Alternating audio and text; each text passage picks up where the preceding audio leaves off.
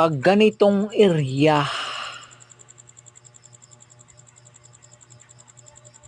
wala nang masyadong damo, medyo konti lang ganito mga idol, pero try lang natin, baka mayroon tayong masagupa dito mga lodi. Kasi marami nang nangunguha dito mga lodi, pabalik-balik, kaya namamatay ng mga damo dito mga idol. Tiis lang tayo dito sa paghalungkat sa mga tuway dito mga lodi.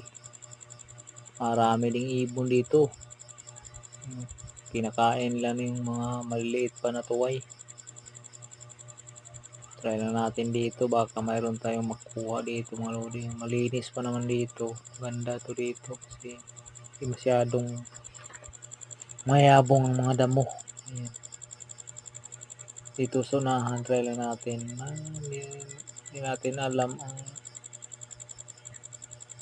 dito kung baka mayroon din. Tingnan natin ito. Dito, medyo malambot ng lupa mga idol. Ito parang dito. Yun. Tamaan mayroon.